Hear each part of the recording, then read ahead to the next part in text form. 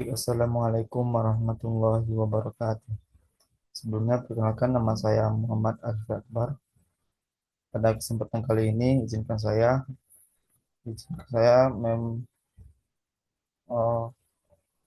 mempresentasikan analisis likuiditas keuangan pada PT Timah yang sudah saya lakukan.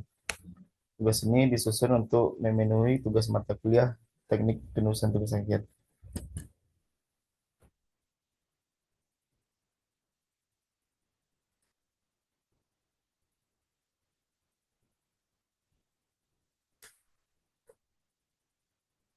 Baik, pada pembahasan yang pertama yaitu latar belakang.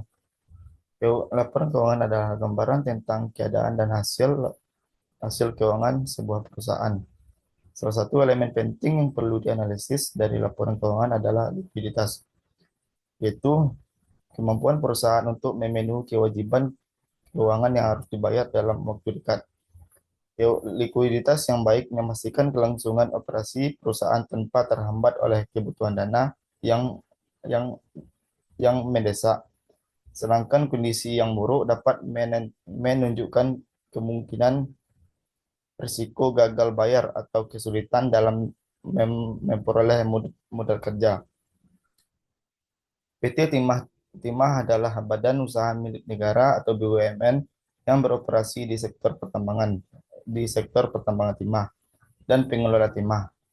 Karakteristik industri pertambangan yang sangat modal dan mempunyai pasokan komoditas timah yang besar serta harga yang ber, ber, berfluktuasi membuat analisis likuiditas menjadi sangat relevan.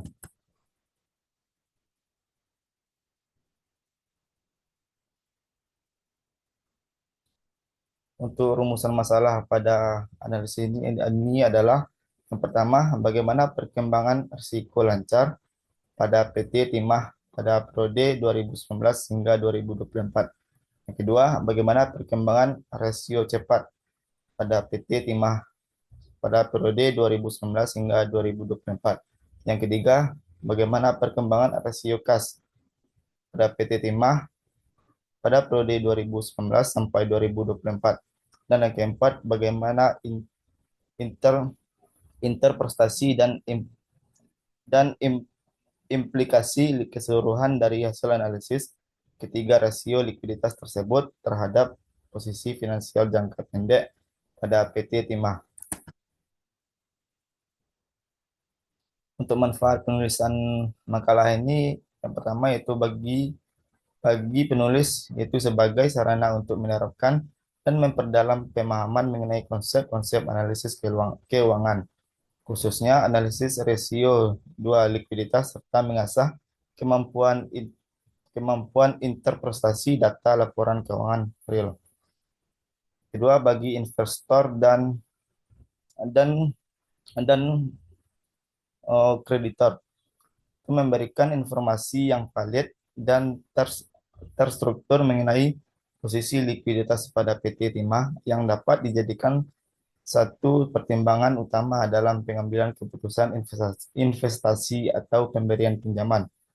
Yang ketiga, bagi perusahaan yaitu menyediakan insight dan evaluasi independen mengenai kesehatan likuiditas perusahaan, khususnya terkait manajemen modal kerja dan tingkat persediaan yang dapat digunakan digunakan sebagai masukan bagi manajemen perumusan perumusan strategi finansial ke depan. Dan keempat, bagi akademisi yaitu dapat digunakan sebagai referensi atau atau studi kasus yang relevan dalam mata kuliah manajemen keuangan atau analisis laporan keuangan. Untuk kajian pustakanya yaitu yang pertama, pengertian laporan keuangan. Laporan keuangan merupakan hasil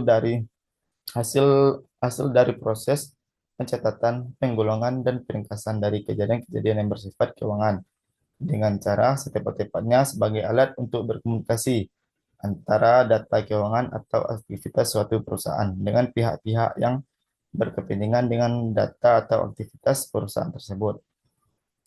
Laporan keuangan yang disajikan harus relevan dengan kebutuhan dari masing-masing pemakai. Oleh karena itu, analisis laporan keuangan sangat dibutuhkan untuk memahami informasi laporan keuangan.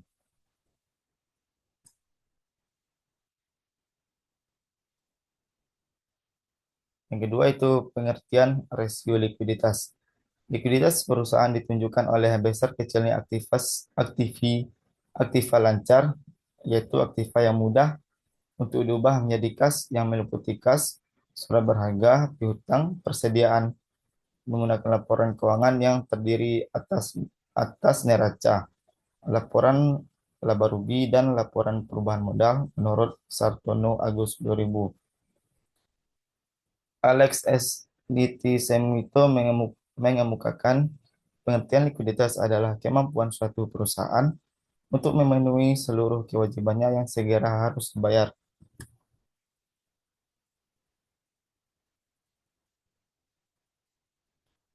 Beberapa peralatan rasio likuiditas yang dapat dipergunakan untuk mengukur dan mengetahui tingkat likuiditas perusahaan adalah yang pertama, rasio lancar atau current ratio, yaitu perbandingan antara aktiva lancar dan hutang lancar.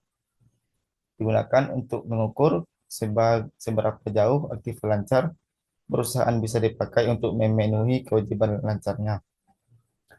Yang kedua, rasio cepat atau quick ratio, yaitu perbandingan antara aktiva lancar dikurangi persediaan terhadap hutang lancar. Persediaan merupakan unsur aktiva lancar yang tingkat likuiditasnya rendah, sering mengalami fluktuasi harga, dan unsur aktiva lancar ini sering menimbulkan kerugian jika terjadi likuidasi. Jadi, rasio cepat lebih baik dalam mengukur kemampuan suatu perusahaan dalam mengetahui kewajiban jangka pendeknya. Dan yang ketiga, rasio kas atau kas ratio. Rasio ini mengukur jumlah kas tersedia dibanding dengan hutang hutang lancar. Pengertian kas kadang-kadang diperluas dengan setara kas atau cash equivalent, meliputi surat berharga yang mudah diperjualbelikan.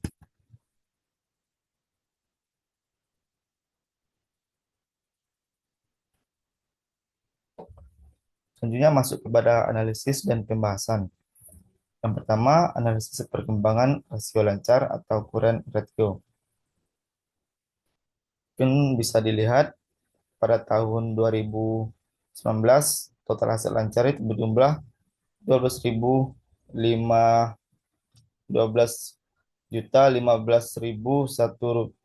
rupiah.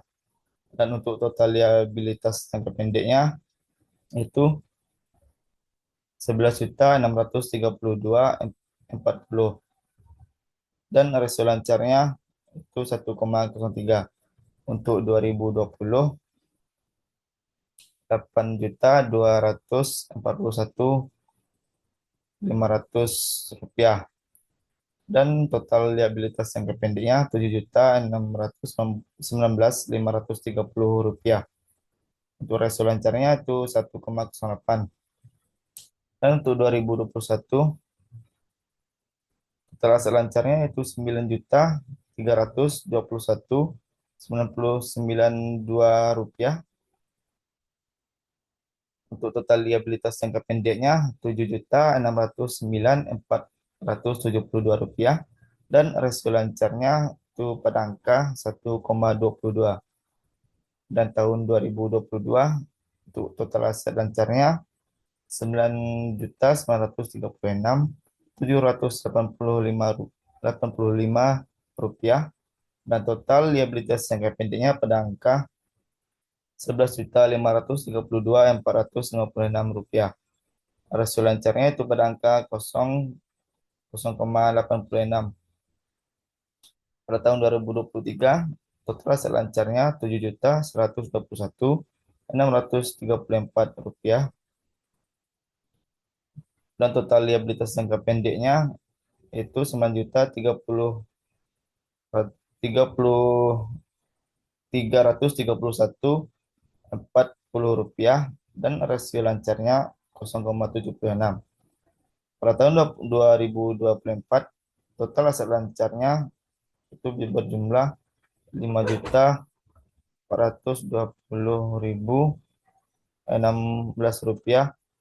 Itu total liabilitas jangka pendeknya Rp7.639.122 dan rasio lancarnya 0,71.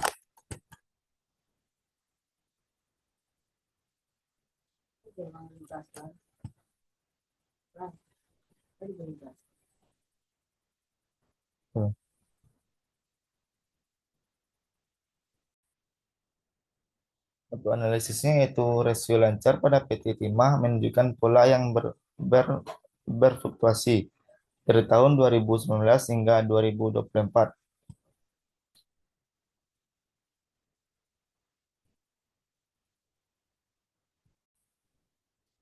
Pada awal periode tahun 2019 hingga 2021, perusahaan berada pada kondisi yang relatif aman dengan rasio di atas 1, bahkan mencapai puncaknya pada 1,22 kali di tahun 2021. Namun, sejak 2022 terjadi penurunan tajam hingga rasio turun di bawah 1. Itu 0,86 pada 2022, 0,76 pada 2023, dan 0,71 pada tahun 2024. Penurunan ini menunjukkan bahwa aset lancar perusahaan tidak lagi mampu menutupi kewajiban jangka pendeknya yang mengindikasikan tekanan likuiditas dan potensi masalah dalam pemenuhan kewajiban keuangan jangka pendek.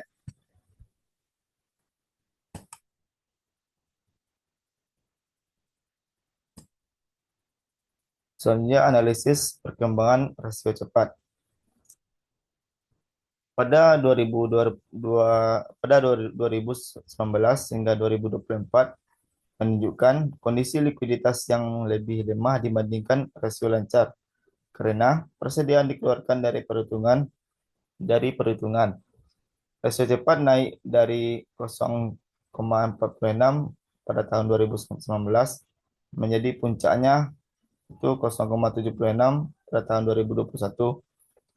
Namun kembali turun signifikan sejak 2022 hingga mencapai titik terendah itu 0,35 pada 2024.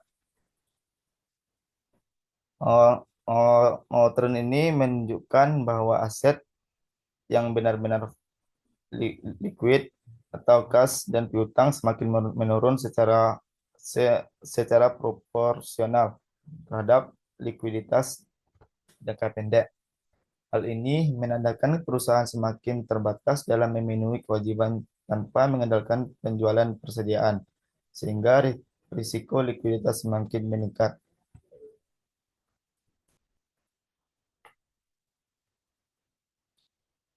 Dan yang ketiga itu analisis perkembangan rasio kas atau cash ratio. Untuk angkanya bisa dilihat pada tabel yang sudah ada di pada PPT. Untuk analisisnya itu sepanjang periode 2019 hingga 2024 berada pada tingkat yang rendah dan tidak pernah mencapai 0,25. Rasio kas berkisar dari 0,11 hingga 0,223 dengan kondisi terbaik pada 2021 sebesar 0,23. Angka ini menunjukkan bahwa kas dan setara kas hanya mampu memenuhi sebagian kecil dari total kewajiban jangka pendek, itu 11% hingga 23%. Meskipun terdapat sedikit peningkatan pada 2023 dan 2024, tingkat kas ini tetap jauh dari ideal. Hal ini mengindikasikan bahwa perusahaan sangat bergantung pada aset lancar lainnya untuk melunasi kewajiban mendesak, sehingga posisi likuiditas tetap berisiko. Dan untuk yang terakhir yaitu interpretasi dan implikasi keseluruhan dari hasil analisis ketiga rasio likuiditas tersebut terhadap posisi finansial jangka pendek pada PT Timah. Berdasarkan analisis rasio lancar, rasio cepat, dan rasio kas pada PT Timah, kondisi likuiditas perusahaan mengalami peningkatan hingga tahun 2021. Namun, setelah itu mengalami penurunan tajam hingga 2024. Ketiga rasio menunjukkan pola yang sama bahwa kemampuan perusahaan dalam memenuhi kewajiban jangka pendek semakin melemah. Pasar lancar tidak lagi mencukupi untuk menutupi utang jangka pendek. Aset yang benar-benar likuid semakin berkurang, sehingga cadangan kas tetap berada pada tingkat yang rendah. Kondisi ini mengindikasikan tekanan likuiditas yang tinggi dan menunjukkan bahwa perusahaan menghadapi risiko dalam memenuhi kewajiban finansial jangka pendeknya. Baik, untuk yang terakhir yaitu kesimpulan dari ketiga analisis yang sudah saya sampaikan, maka dapat disimpulkan yaitu kondisi likuiditas pada PT Timah menunjukkan kecenderungan melemah terutama sejak tahun 2022. Rasio lancar berada di bawah 1% pada 3 tahun terakhir, sehingga aset lancar tidak lagi dapat menutupi kewajiban jangka pendek. Rasio cepat juga mengalami penurunan hingga 0,35 atau 35% pada tahun 2024, yang berarti aset likuiditas semakin terbatas. Selain itu, rasio kas selama periode analisis terus berada pada tingkat yang rendah sehingga perusahaan sangat bergantung pada selain kas dalam memenuhi kewajiban mendesak. Dengan demikian, perusahaan menghadapi risiko likuiditas yang tinggi dan perlu meningkatkan pengelolaan modal kerja agar keberlangsungan operasional tetap terjaga. Baik, sekian yang hanya dapat saya sampaikan. Jika ada kurang ataupun salah, saya mohon maaf. Assalamualaikum warahmatullahi wabarakatuh.